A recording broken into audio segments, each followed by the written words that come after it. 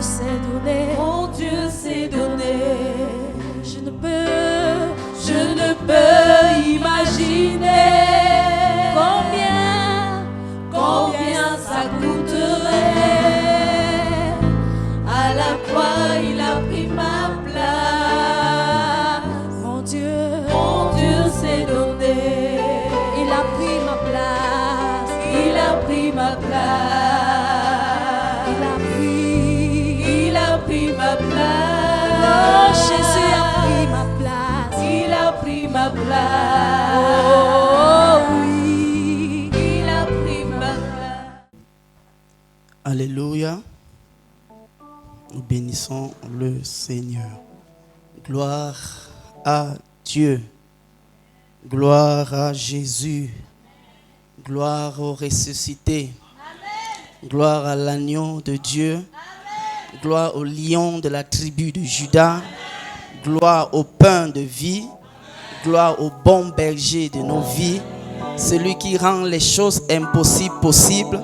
Celui qui rend les choses difficiles faciles. Celui qui commence et ça finit. Il n'a pas besoin qu'on lui explique quelque chose. Parce qu'avant que ça commence, il a déjà fini. Il est au-dedans de nous et il sait mieux ce qu'il y a pour nous de bien que nous-mêmes. Alléluia. Alléluia. Alors ce matin, nous allons être enseignés sur le thème les impératifs pour une foi forte. Nous sommes tous d'accord qu'au milieu de nous, plusieurs fois, nous sommes tentés. Sinon, nous disons toujours, bon, moi, je n'ai pas la foi. Sinon, bon, moi, ma foi n'est pas comme telle. Ou bien, ma foi est trop petite. Ou bien, pardon, il faut prier pour moi. Parce que toi, quand tu pries, ça marche. J'ai comme l'impression que Dieu ne m'écoute pas. Mais toi, quand tu pries, ça marche. J'ai comme l'impression que moi, je faillis dans ma foi. Mais quand tu pries, toi, ça donne. Alors, en toutes ces choses, au sortir de notre enseignement, nous serons à même d'avoir les clés pour, ne pas d'abord être frustré, sinon dérangé, sinon mal à l'aise avec les frères ou des sœurs qui ont une plus grande foi. Ça, c'est la première chose. Et la deuxième chose, nous allons avoir les clés pour que ça s'augmente. Parce qu'en réalité, ça s'augmente. Même si tu ne dis pas Amen maintenant, au déroulé de l'enseignement, tu vas me donner les gros Amen. Alléluia. Alors, quelles sont donc ces choses que nous sommes appelés à mettre en pratique pour voir notre foi quitter d'un palier à une autre? Voilà la grosse question qui jalonne, qui trace, qui nous accompagne, qui acheminera notre enseignement de ce matin. Quelles sont ces choses dont je suis appelé à mettre en pratique pour que ma foi quitte d'un palier à un autre? Maintenant, l'impératif, c'est quoi? C'est tout ce qui exige l'obéissance à un ordre. L'impératif, c'est tout ce qui exige l'obéissance à un ordre. Alors, si je dois donc reformuler notre thème, c'est que de façon générale et absolue, c'est tout ce à quoi il est impossible de se soustraire pour y parvenir à une foi forte. Je reprends. Ce serait tout ce qui est impossible, tout ce qui est difficile, tout ce qui est impossible, tout ce à quoi il est impossible de se soustraire pour y parvenir à une foi forte. Autrement dit, les clés que nous aurons ce matin, ce sont les clés bibliques qui, si nous ne les négligeons, il serait difficile pour nous d'avoir une foi plus forte. Amen. Je commence d'abord avec ceci. Toutes les promesses divines à notre endroit sont l'aboutissement de notre seule foi. Toutes les promesses divines à notre endroit sont l'aboutissement de notre seule foi. Car sans la foi, il est impossible de plaire à Dieu. Si Dieu te donne quelque chose, la chose qui va amener Cette chose en manifestation s'appelle la foi. Et la seule chose par laquelle les promesses divines se réaliseront dans notre vie, ça s'appelle la foi. Pas la sanctification, pas la prière, pas la consécration, mais la foi. Quels sont donc ces impératifs? Nous avons relevé 5 impératifs qui vont amener notre foi à une autre dimension. Pour que si elle était basse, elle va augmenter. Si elle était faible, elle va augmenter. Si elle était faible, elle sera plus forte. Nous allons lire Hébreux, le chapitre 11 et le verset 6. Je suis dans la version parole vivante. Si quelqu'un s'approche de Dieu pour entrer en communion avec lui, il faut bien qu'il croie d'abord à son existence et qu'il ait la conviction que Dieu récompense ceux qui le cherchent de tout leur cœur. Hébreux 11, 6. La première chose, le premier impératif pour que nous ayons une foi forte, c'est quoi? C'est croire en ce que Dieu dit. Première chose, c'est croire en ce que Dieu dit. Tiré de Hébreux 11, 6. Dans une autre version, il est dit que la foi, je vous l'ai dit dans un autre verset, Hébreux 11, 1, la foi est la fermeté des choses qu'on espère et la preuve de celles qu'on ne voit pas. La foi est la fermeté des choses qu'on espère, la preuve de celles qu'on ne voit pas.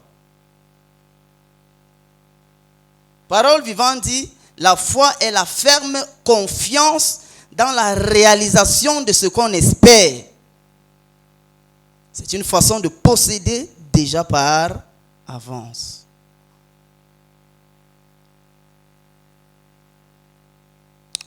Ce n'est pas notre compréhension physique des choses qu'on a. Ce n'est pas par notre compréhension physique ou intellectuelle ou mentale des choses qu'on acquiert ou qu'on peut cerner la foi.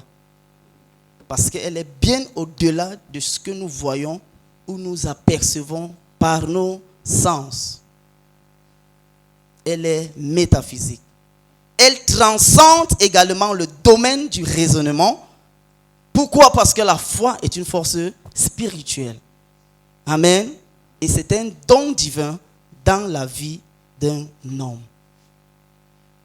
La foi est quoi? C'est donc, voilà comment nous avons reformulé en quelque sorte la foi, partant de notre premier impératif qui est croire en ce que Dieu dit. C'est que la foi est la réponse par la mise en pratique des actes correspondants à ce que nous croyons par de la parole de Dieu. Ainsi, toutes nos déclarations ne doivent pas être basées sur nos sentiments, mais sur ce que la parole de Dieu dit de telle ou de telle chose nous concernant. Josué, il faut envoyer ça au tableau, il y a ça là-bas dedans. Je reprends. La foi est donc la réponse par la mise en action des actes correspondants à ce que nous croyons de la parole de Dieu. Ainsi, toutes nos déclarations ne doivent pas être basées sur nos sentiments, mais sur ce que la parole de Dieu dit de telle ou de telle chose nous concernant. Alléluia. Donc ne me dis pas que tu as la foi si tu ne fais rien. Autrement dit, ne me dis pas que si tu as la foi, tu ne fais rien. La personne qui nous donne raison de cette déclaration, c'est l'apôtre Jacques. Dans son livre du 2e chapitre, 14 à 17. Je veux lire à partir d'ici, Jacques 2, 14 à 17. Jacques 2, 14 à 17. Je lis dans la version parole vivante. Mes frères, à quoi servira-t-il à un homme de prétendre que j'ai la foi s'il ne peut pas présenter aucun acte qui le prouve? une telle foi peut-elle le sauver? Supposons qu'un frère ou une sœur soit dans le dénuement, rien pour s'habiller, rien à manger ce jour-là. Et voilà que l'un de vous dit au revoir mes amis, portez-vous bien, restez au chaud et bon appétit. Mais sans leur donner de quoi pouvoir aux besoins de leur corps. À quoi cela leur servira-t-il? Verset 17. Il en est de même pour la foi. Je vous ai dit, celui qui nous donne la raison de notre déclaration, que si tu as la foi, si tu ne fais rien, alors tu n'as pas la foi, c'est l'apôtre Jacques. Voilà comment le verset 17 conclut. Il en est de même pour la foi. 2 points. Si elle ne se manifeste pas par des actes, elle est une foi, une chose morte. Voilà pourquoi je vais encore relire ça calmement. La foi est dans la réponse par la mise en pratique des actes correspondant à ce que nous croyons de la parole de Dieu. Ainsi, toutes nos déclarations ne doivent pas être basées sur nos sentiments, mais sur ce que la parole de Dieu dit de telle ou de telle chose nous concernant. Ce n'est pas quand ça te plaît que tu dois parler. Ce n'est pas quand tu as envie que tu dois parler. Ce n'est pas quand... ce n'est pas toi qui provoque, mais tu décèles ce que Dieu a dit dans la Bible te concernant et tu la proclames en cherchant les actes qui te poussent à la réalisation de ce que Dieu a dit pour toi. Là, ça devient la foi. Alléluia. Voilà pourquoi Jacques dit que si tu vois quelqu'un nu, si tu vois quelqu'un a faim, si tu vois quelqu'un n'a pas l'argent, si tu vois quelqu'un aller à pied, et que tu peux, après tu lui dis que Dieu te donne la voiture, que Dieu te donne l'essence, et tout ça. Mais Jacques dit que là, ce n'est pas la foi. Maintenant, il conclut avec le verset 17 pour dire, il en va de même pour la foi si elle ne se manifeste pas par des actes, elle est chose morte. Plus haut, j'ai dit que la chose qui nous donne la matérialisation des promesses divines de notre vie, c'est la foi. Pas la sanctification ou bien pas la consécration. Les amens ne sont pas venus très forts. Au fur et à mesure, tu seras d'accord avec moi. Amen. Voilà. Nous pouvons réaliser le pouvoir merveilleux de la foi. Celle qui transforme les pécheurs. La conduite de Rahab prouvait que sa foi était vivante, prouvait que sa foi était productive, prouvait que sa foi était manifeste. Je parle de Rahab, de l'Ancien Testament. Était-elle dans l'Alliance? Non. Était-elle israélite? Non. Était-elle envoyée des Israélites pour rester de l'autre côté? Non. Elle était étrangère au peuple et à l'Alliance de Dieu.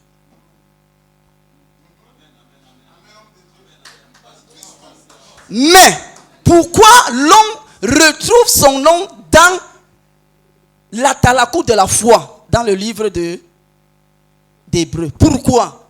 Est-ce que c'est parce qu'elle était sainte?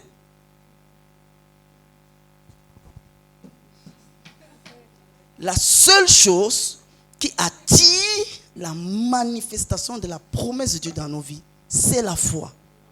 Tu peux être saint avec Dieu, mais tu ne crois pas en ce qu'il te dit. Tu n'auras pas ça. D'ailleurs, nous avons eu la foi avant de venir à Christ. La preuve, quand on nous a prêché, on a cru. Mais pendant qu'on nous a prêché là, quand on a cru en Jésus là, est-ce qu'avant ça, nous étions enfants de Dieu? Non. Donc étant pécheurs même, on avait cru. Et c'est donc ça qui nous a ramenés dans la famille de Dieu. Vous voyez la puissance de la foi? Je répète, ce n'est pas bien entré, je vais appuyer ça encore. Quand nous n'étions pas chrétiens, nous avons manifesté la foi. Avant d'être chrétiens, nous avons manifesté la foi puisque nous avons cru au message qu'on nous a envoyé.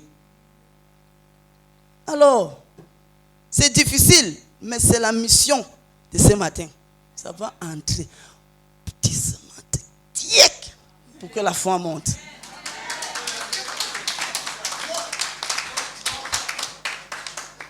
La leçon que je tire, c'est pour qu'il y ait la certitude sur l'authenticité de notre foi.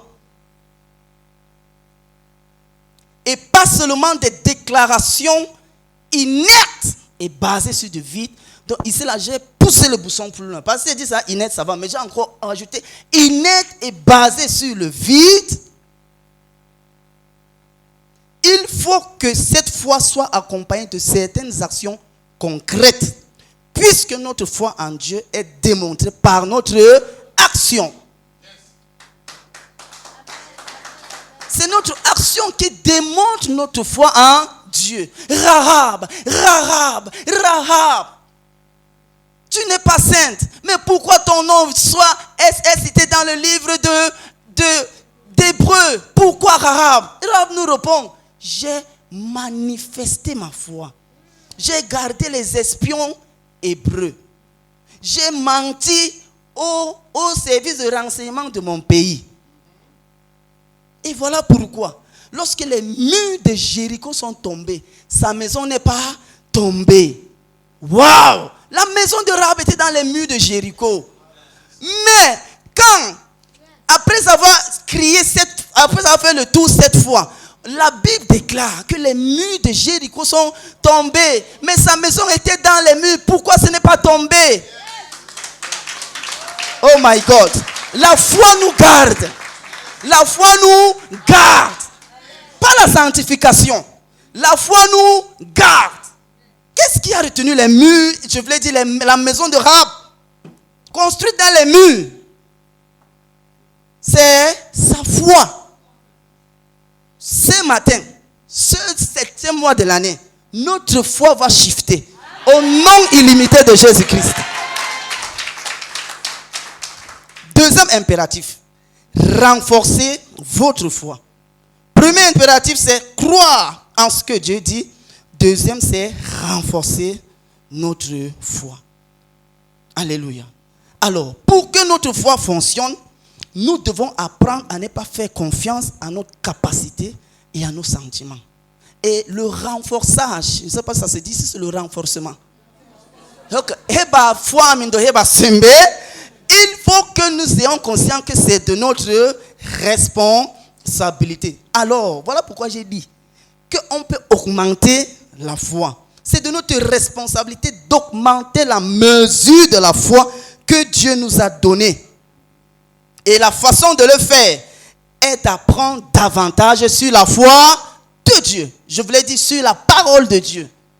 En apprenant davantage sur la parole de Dieu, nous sommes en train de monter notre foi, de renforcer notre foi, de blinder notre foi, de booster notre foi, de muscler notre foi, ainsi de suite et ainsi de suite. Amen. Amen. Je reprends le Hébreu 11:1. Dans la version parole de vie, elle est une ferme confiance. Je voulais dire dans la version parole vivante. Elle a une ferme confiance dans la réalisation de ce qu'on espère. Nous devons avoir confiance dans notre nouvelle identité en Christ et des vertus de sa divinité qui nous sont données. Sans cela, il nous sera très difficile, voire impossible, d'entrer en possession des bénédictions spéciales. Je précise des bénédictions spéciales que Dieu nous a réservées. On diminue un peu la vitesse. Nous devons avoir confiance en notre nouvelle identité en Christ et des vertus de sa divinité qui nous sont données. Sans cela, il nous serait très difficile ou encore impossible d'entrer en possession des bénédictions spéciales que Dieu nous a réservées. Pas des bénédictions communes, mais des bénédictions spéciales. Si tu n'agis pas par la foi, il te sera difficile, sinon impossible, d'entrer en contact de cela. Voilà pourquoi, dans le désert, tous ceux qui avaient écouté la promesse de voir Canaan n'ont pas vu Canaan.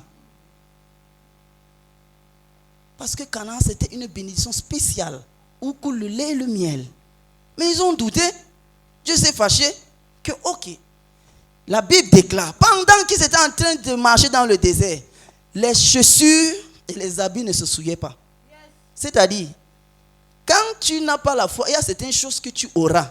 Mais il dit que le spécial là, tu n'auras pas ça. La chaussure, Dieu changeait, ou alors Dieu s'arrangeait à ce que ça ne se gâtait pas.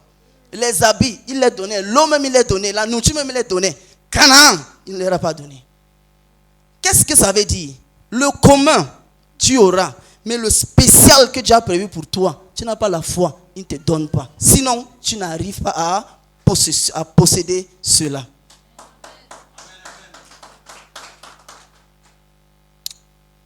Alors, nous sommes qualifiés pour recevoir toute bonne chose que Dieu a préparée pour tous ceux qui sont en Jésus. Pourquoi nous sommes qualifiés? Parce que Dieu dit que ce n'est pas par les œuvres, mais c'est par la grâce. Voilà, c'est ça donc qui nous qualifie, dans la grâce. Alléluia. Je nous ai dit qu'il est de notre responsabilité d'augmenter la mesure de foi que Dieu nous a donnée. Et ça se fait comment? Ça se fait par le fait d'apprendre davantage sur la parole de Dieu. Moi, mon papa qui m'a accouché, il ne croyait pas que les sorciers là mangent les gens comme ça là. Moi, mon papa ne croyait pas, mais c'est un bon chrétien. C'est lui qui m'a initié dans la lecture de la Bible et tout ça et tout ça.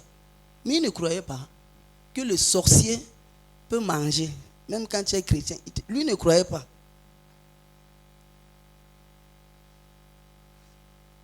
Comme tu ne crois pas, il y a les choses auxquelles la Bible a dit sur toi.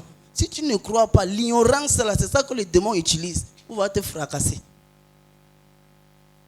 Voilà pourquoi on peut dire ma maladie, vraiment ma maladie. Tu vois, quand quelqu'un parle comme ça, il faut seulement savoir qu'il ne connaît pas encore l'autre côté qu'on a dit que ce n'est pas pour lui. Et comme il parle comme ça, il va voir dedans. Parce que Dieu ne sépare pas deux personnes qui s'aiment.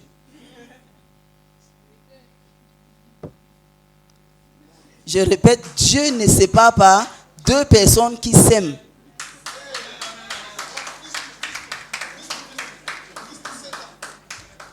Alléluia. La foi vient de ce qu'on entend. Je suis dans Hébreux, dans Romains 10, 17. La foi vient de ce qu'on entend. La foi vient de ce qu'on entend. La foi vient de ce qu'on entend. Je suis dans le deuxième impératif qui est renforcé. La foi vient de ce qu'on entend. La foi vient de ce qu'on entend. Or, ce qu'on entend vient de la parole de Dieu. Voilà pourquoi j'ai dit, en lisant, en entrant en contact des promesses divines de Dieu pour ta vie, ça renforce, ça bonifie, ça muscle ta foi.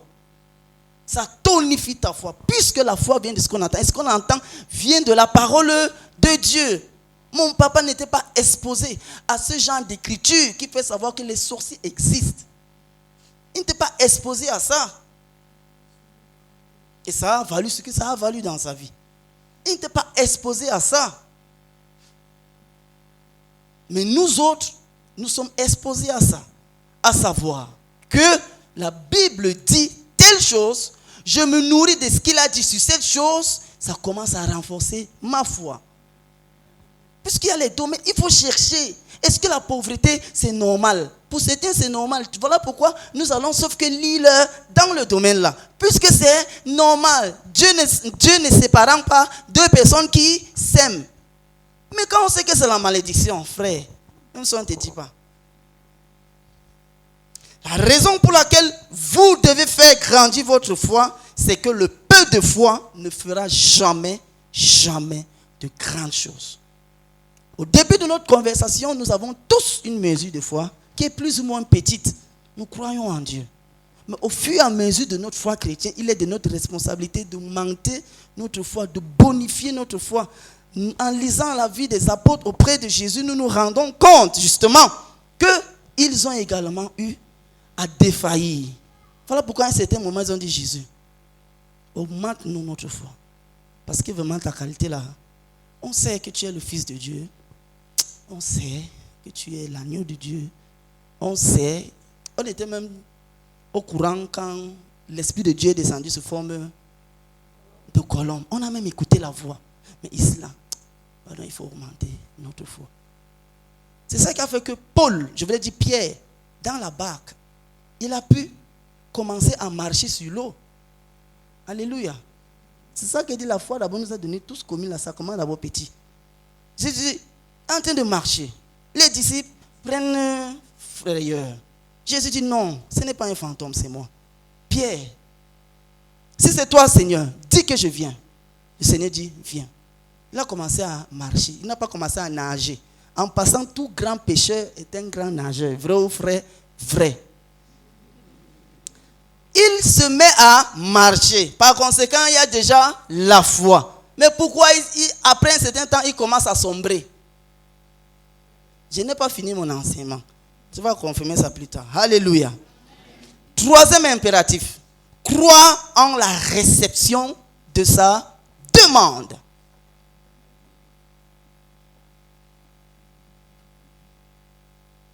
Croire en la réception de sa demande.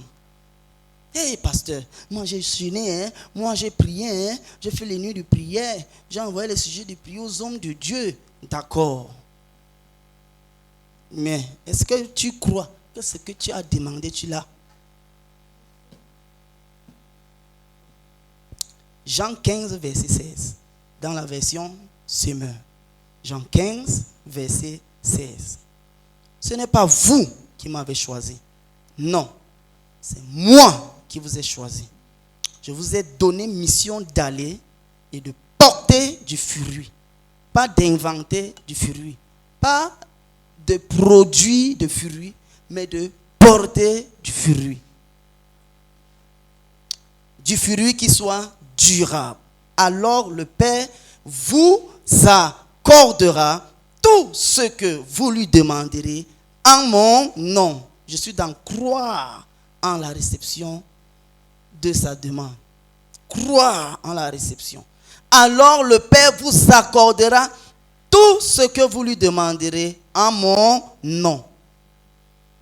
Jésus est en train de dire, le jour que tu es devenu chrétien, ce jour-là n'a pas été un jour que tu as créé ou inventé. En fait, ce n'est même pas ce que tu as fait qui a fait en sorte, c'est-à-dire ce n'est pas ta vie qui a fait en sorte que tu deviennes chrétien.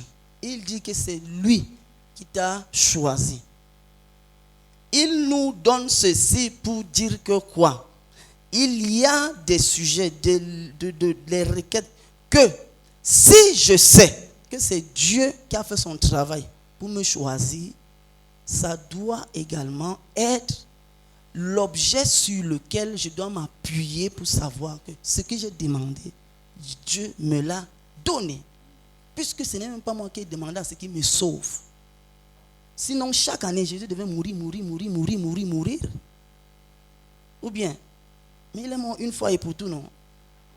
On croit à ça, que c'est acquis, que c'est pour nous, que c'est vérité, que c'est établi.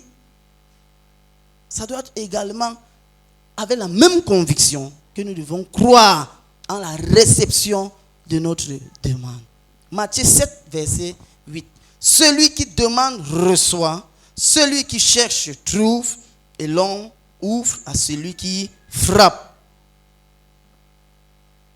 Dieu nous fait savoir que nous sommes choisis et ordonnés pour recevoir des réponses lorsque nous prions. Je vous ai choisi et je vous ai ordonné, afin que tout ce que vous demanderez à mon nom, Dieu vous le donne. Jésus a-t-il menti à quelqu'un? Non. Jésus a-t-il menti à quelqu'un? Non. Il est toujours clair et succinct dans sa communication et il n'est jamais évasif. Alléluia. Nous avons un maître qui est clair dans sa communication. Il n'est pas évasif. Il ne parle pas à demi-mot. Il est clair. Il dit que moi, c'est moi qui vous ai choisi. Et si je vous ai choisi, moi qui fais la joie parfaite de mon Père, demandez à mon Père à mon nom. Il va vous donner. Les astuces pour augmenter notre foi. Demandez à mon Père, puisque je vous ai choisi. Et tous mes choix sont acceptés par mon Père. et mon sang parle à votre faveur. Même quand l'ennemi vient, mon sang continue à parler à votre faveur. Par conséquent, demandez au Père en mon nom. Mais la condition, il faut croire en la réception de ta demande. Les impératifs pour une foi forte. Il faut croire.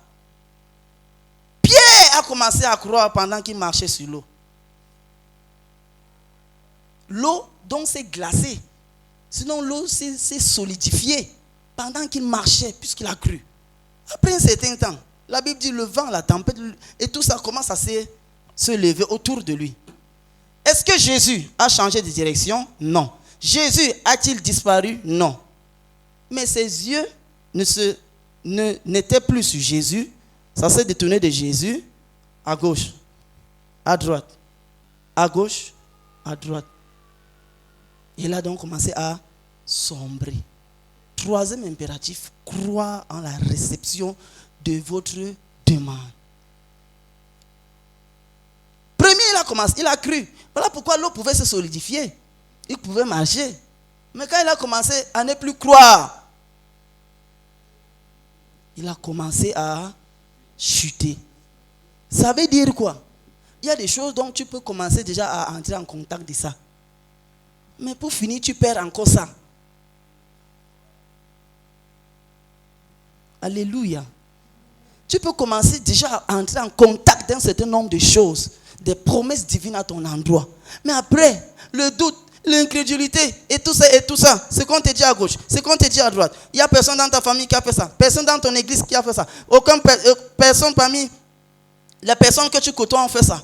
Quand tu commences à voir, tu vas commencer à perdre ces choses. Gloire soit rendue à Dieu. Quatrième impératif, l'épreuve de ta foi. On reprend. Numéro 1, crois en ce que Dieu dit. Numéro 2, renforcez votre foi. Numéro 3, crois en la réception de sa demande. Numéro 4, l'épreuve de ta foi. Alors, je définis rapidement l'épreuve. C'est l'action d'éprouver quelque chose. C'est l'action d'éprouver quelque chose. Par expérience ou par essai.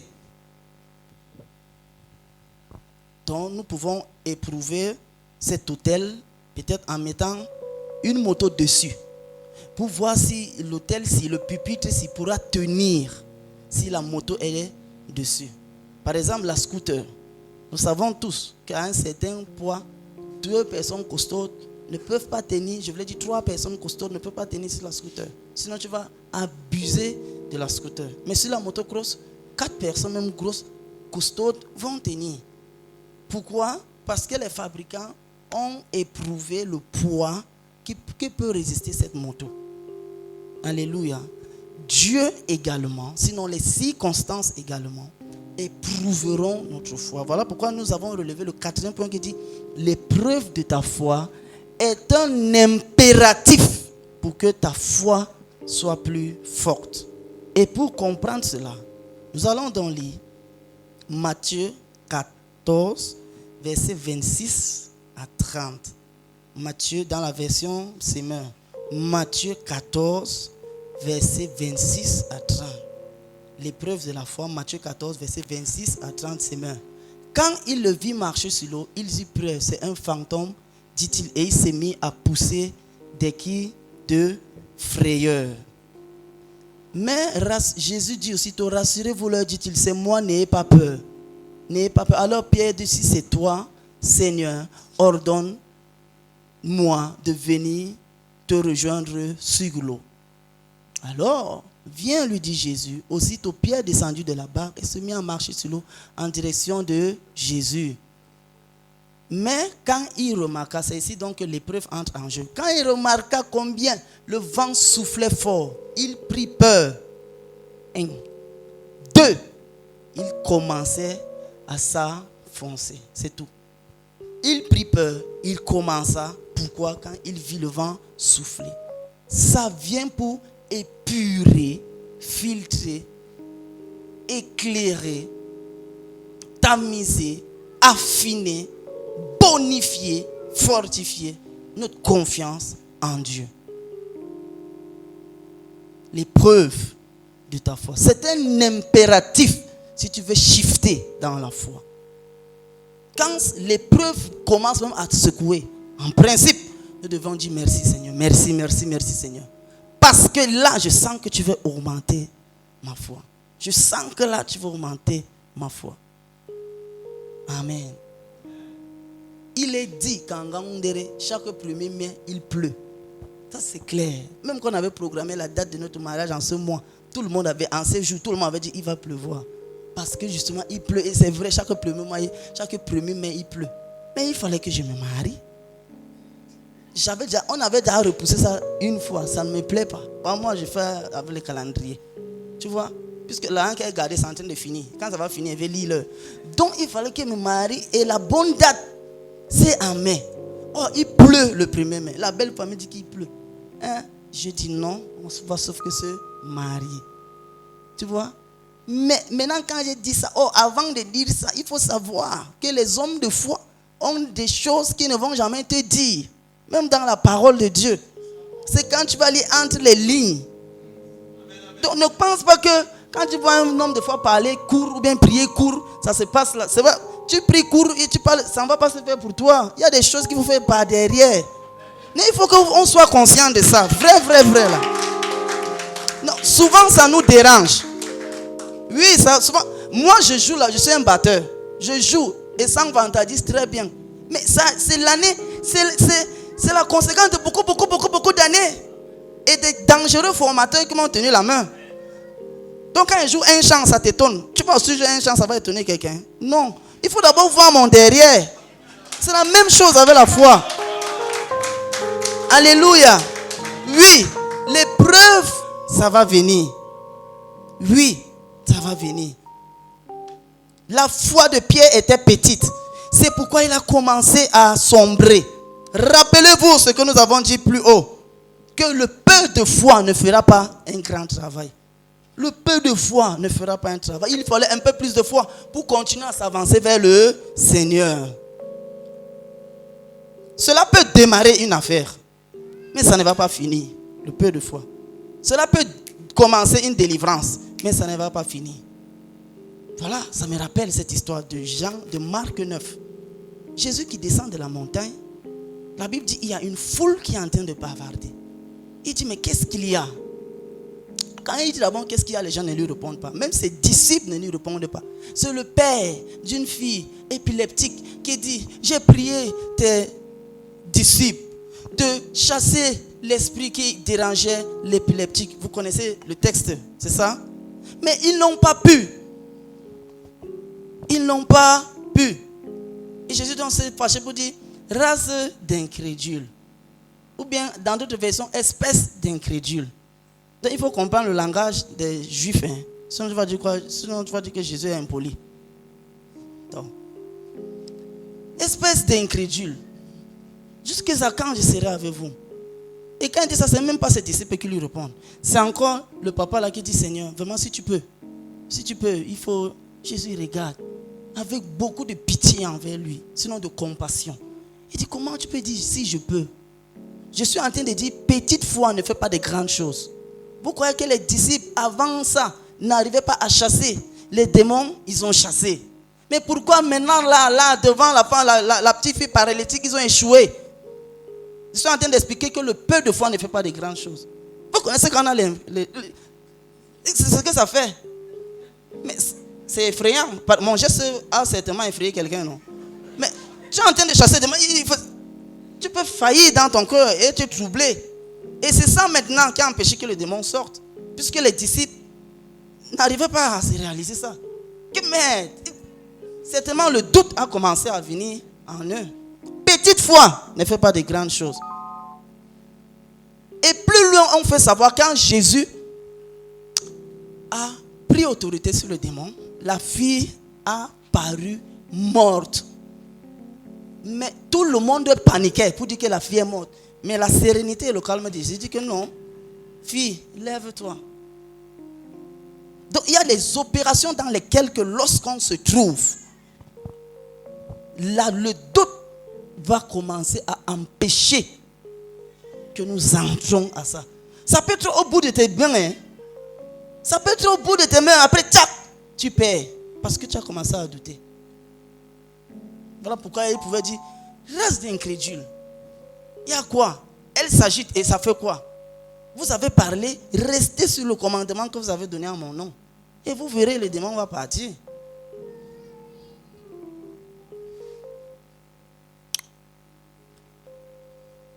Quand votre foi est petite, vous pouvez être terrorisé par la peur.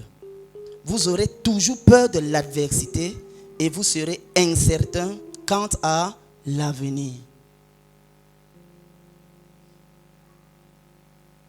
Le peu de foi est le résultat d'une information insuffisante. Josué, le peu de foi est le résultat d'une information insuffisante. Alléluia. Le peu de foi est le résultat d'une information insuffisante. Et j'ai dit plus haut qu'on peut augmenter ça par la connaissance de la parole de Dieu, tout ce que Dieu dit. Alors, l'exemple donc du mariage a fait, on n'avait pas fini, on revient sur ça, a fait en sorte que le jour-là, comme j'avais fait mes trucs en arrière, dans le secret, le jour-là, il a donc commencé à faire vent. Figure, figure. Figure, figure. On m'appelle. Comme on t'avait dit, guidi, guidi, guidi. Guidi, guidi, guidi. On t'avait dit, oui, oui, oui. On va maintenant faire comment? La décoratrice même, qui avait fait cela, elle envoie son petit m'appeler. Elle dit, voilà, on t'avait dit, tu as dit que, j'ai dit la mère, continue à faire la déco. Elle dit que non, mais les pompiers sont en train de quitter. J'ai dit, ce qui quitte est quitté. Continue à faire la déco.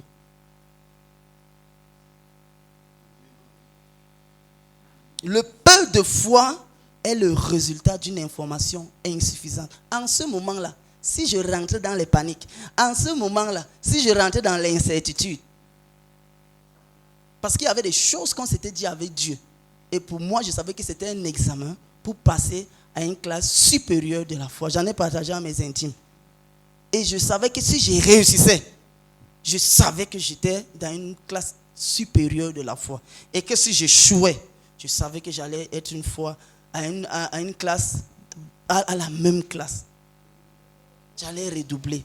Parce qu'en fait, avec Dieu, oui, on n'avance pas si on ne lui fait pas confiance. Et voilà pourquoi il y avait certaines choses que j'ai choisi de ne pas ouvrir la bouche pour partager. Parce que je savais que après mon mariage, il fallait que le niveau spirituel shift. Et voilà donc les épreuves qui commencent. Voilà donc les épreuves qui commencent. Mais j'ai maintenu la foi. Alléluia. Tout s'est bien passé. Alors, voilà une femme cananéenne. Elle habitait là. Je suis dans Matthieu 15, versets 22 à 28. Et voilà une femme cananéenne qui habitait là. Elle vint et se mit à crier à Jésus. Fils de David, aie pitié de moi. Ma fille est sous l'emprise d'un démon qui tourmente cruellement. C'est le verset dont j'ai illustré tout à l'heure. Amen. Voilà donc Jésus qui dit, ô femme, ta foi est bien grande, qu'il te soit fait comme tu le veux. Et sa fille guérit-la dès cette heure même. Alléluia. Elle a démontré à Jésus qu'elle a une plus grande foi. Je suis dans Matthieu 15, 22 à 28. Nous allons faire la lecture pour mieux comprendre. Voilà qu'une femme cananéenne qui habitait là vint vers Jésus et s'est mise à crier, Seigneur, fils de David, aie pitié de moi. Ma fille est sous l'emprise d'un démon qui la tourmente cruellement. Mais Jésus ne lui répondit pas. Ses disciples s'approchaient de lui et lui dit, renvoie-la car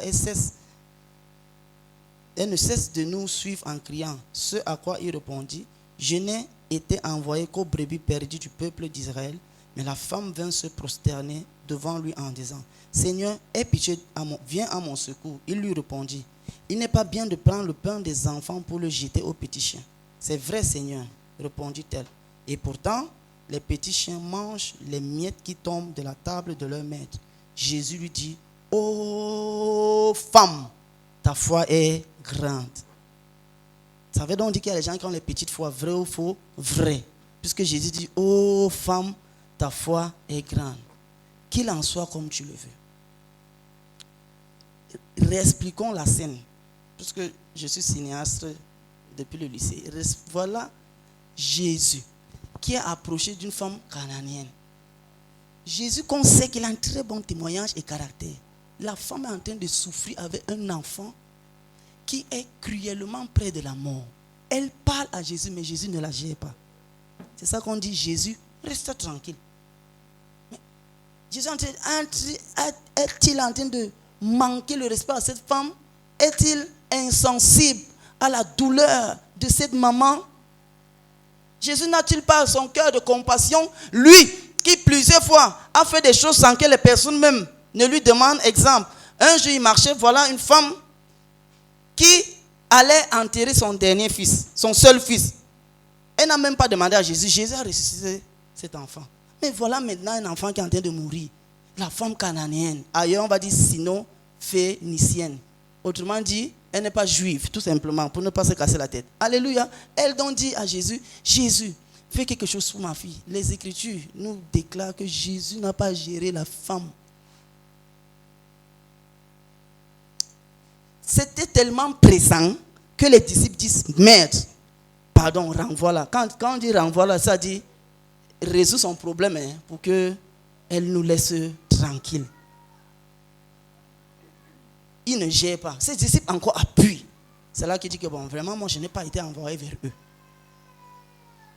Une femme est en train de pleurer. On est dans la foi, et on est dans l'épreuve de la foi. N'oubliez pas. Elle est en train de pleurer devant le maître. Parce que son enfant est cruellement attaqué. Le maître ne la gère pas. Elle continue à marcher. Les disciples sont fatigués du cri de la femme près de Jésus. Ils disent que Seigneur renvoie, c'est-à-dire résout son problème, qu'elle nous laisse tranquille. Et regardez la réponse du maître. Je n'ai pas été envoyé vers eux.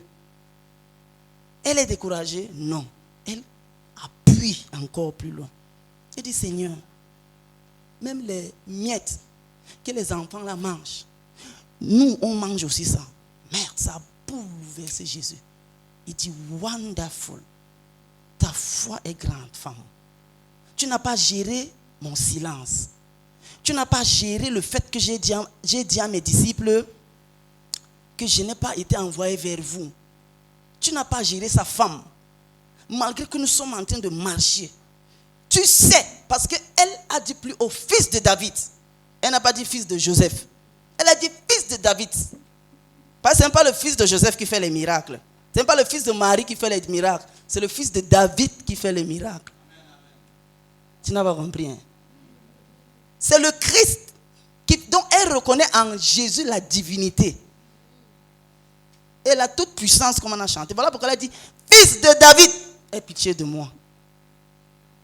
Et Jésus donc regarde cette femme et dit, waouh, ta foi est grande. Qu'il te soit fait selon ta foi. Regardez l'épreuve qu'elle a traversée. Quand on lit ça comme ça, on va croire que c'est une seconde. Non, ça a duré. Et Jésus lui dit, ton enfant est à l'heure si guéri. Alléluia. Pour cela, il faut donc écouter les messages de foi. Ça, je suis dans les astuces maintenant. Il faut, pour réussir l'épreuve de sa foi, il faut écouter les messages de la foi, suivre les hommes de foi et non les hommes de Dieu. Je précise, les hommes de foi et non les hommes de Dieu. Amen, amen. Il y a la différence. Il y a les hommes de Dieu qui eux-mêmes ne croient pas en certains déploiements de la puissance de Dieu. Tu fais quoi avec lui? Alléluia. J'ai précisé. Le niveau de notre foi va augmenter. C'est ce qu'on m'a envoyé faire ce matin. Alléluia. Si la femme cananéenne, si Rahab te parle de la confiance en Jésus, si Rahab te parle de la confiance en Dieu, et si un disciple également qui paniquait auprès de Jésus te parle de la confiance en Dieu, en ce moment-là, c'est le conseil de qui va te booster? De Rahab. Est-ce qu'elle était woman of God? Non, mais elle était une femme de foi. Woman of faith. Voilà pourquoi, si tu suis les hommes de foi et non les hommes de Dieu, si tu suis les hommes de foi, ta foi sera boostée. Alléluia. Puisque en principe, homme de Dieu devait aller ensemble avec homme de foi, mais il se peut. Nous connaissons tous qu'il y a certains qui ne croient pas en la délivrance. Si tu marches avec lui, les démons vont te fracasser. Je suis sérieux ici, là, vraiment. Alors, nous sommes en train de chuter. 5e impératif, la persévérance ou l'endurance dans la foi. La persévérance ou l'endurance dans la foi. Pour cela, nous allons lire Romains 4, 16 à 19. C'est le dernier impératif qui est la persévérance ou l'endurance dans la foi. Romains 4, 19. Je voulais dire Romains 4, 16 à 19 dans la parole vivante. Je lis. Romains 4, 16 à 19. Par conséquent, les bénédictions de Dieu dépendent d'un acte de foi. Alléluia. La fin ci sera en quelque sorte un résumé des 4 autres. Par conséquent, les bénédictions de Dieu dépendent d'un acte de foi. Afin que l'héritage, on peut même le lire ensemble, soit un don gratuit de la grâce divine. Ainsi seulement, il est accessible et garanti à toute la descendance d'Abraham, non seulement à sa lignée selon la loi, mais encore à tous ceux qui ont la même foi commune. N'est-il pas écrit, je t'ai établi père d'une multitude de peuples, il est notre père à tous. Et comment l'est-il devenu? Parce qu'il a fait confiance à Dieu qui donne la vie aux morts et fait sortir l'être du néant. On met la pause. Abraham, par ce verset, nous fait savoir, je voulais dire, Dieu, par ce verset, nous fait savoir que Abraham avait conscience que s'il égorgeait, s'il tuait Isaac, Isaac allait revenir. Sinon, Dieu pouvait faire revenir Isaac. Le père de la foi, c'est Abraham. Si tu ne l'imites pas, tu vas imiter le mauvais exemple. Quelque part dans le subconscient d'Abraham, le verset ci nous fait savoir qu'il savait que Dieu était capable de redonner la vie aux âmes mourantes. On continue. 18. Là où toute espérance paraissait insensée, voilà, vous voyez, les amens vont commencer maintenant à venir. Là où toute espérance paraissait insensée, il a espéré et s'est cramponné avec foi à cette promesse. Nombreuse sera ta descendance. Si c'est vrai, voilà sa descendance qu'il a donnée officiellement. Et c'est sa descendance qu'il est en train de tuer. Ça va donc venir comment? Il savait que si Isaac partait, Dieu était capable de faire revenir Isaac. On continue. Ainsi, il est devenu le père d'une multitude de peuples. Et on conclut avec le dernier verset.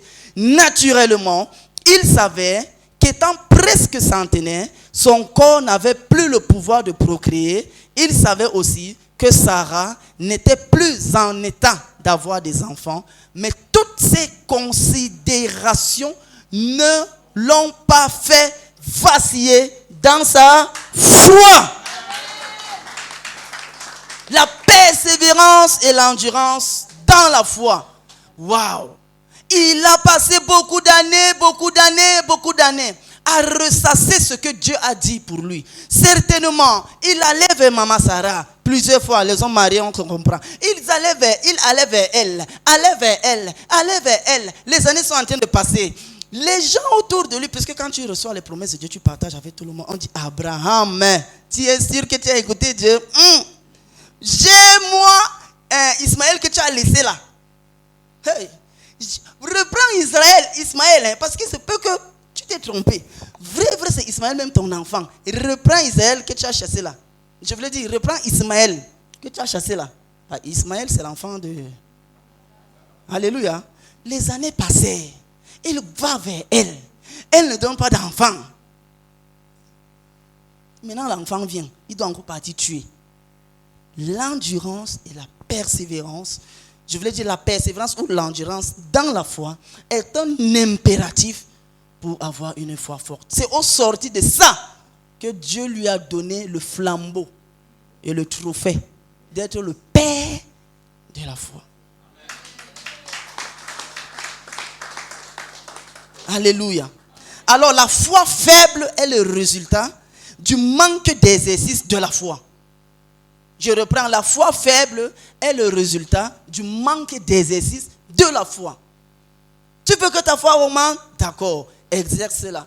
Mauvaise nouvelle ou bien bonne nouvelle, il y aura des embûches, des obstacles et des écrans, des murs, des forteresses et des barrières, des portes fermées qui seront justement là pour pouvoir valider. Foi plus 1, foi plus 2, foi plus 3, foi plus 4. Voilà pourquoi les disciples disent, Seigneur, augmente-nous la foi. Nous-mêmes, on fait ce que tu fais, mais ici, là, non, ça nous a augmenté. Il faut augmenter. Non, mes frères et mes sœurs, la foi de Dieu en nous, nous avons la capacité par la parole de Dieu, sinon le devoir au travers de la parole de Dieu, de faire grandir notre foi, de faire grandir afin que notre foi devienne plus forte. Plus forte. Nous savons que beaucoup, par exemple, j'ai mon grand frère qui a cru.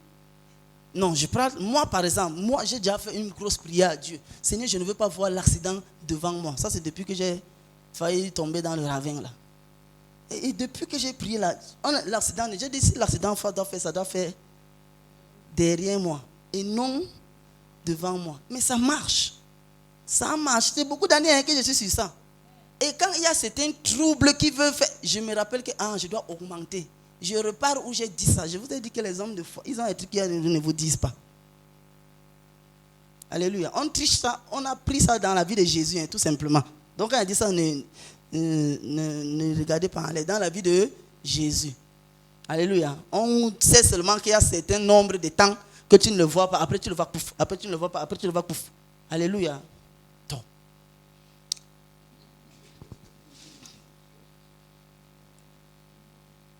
Alors, qu'est-ce que cela signifie quand on dit que la foi faible est le résultat de manque d'exercice de la foi?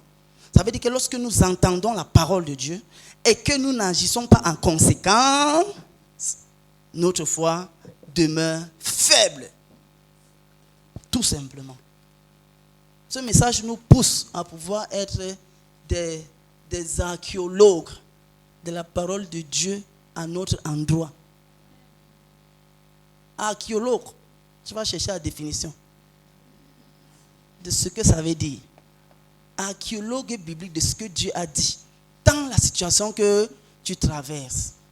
Et quand tu fais ça, voilà donc les impératifs que Dieu nous donne auxquels nous devions entrer en possession si nous voulons voir notre foi grandir, être plus forte. Alléluia. J'en ai terminé. Que le Seigneur bénisse sa parole. Que le Seigneur bénisse sa parole. Que le Seigneur...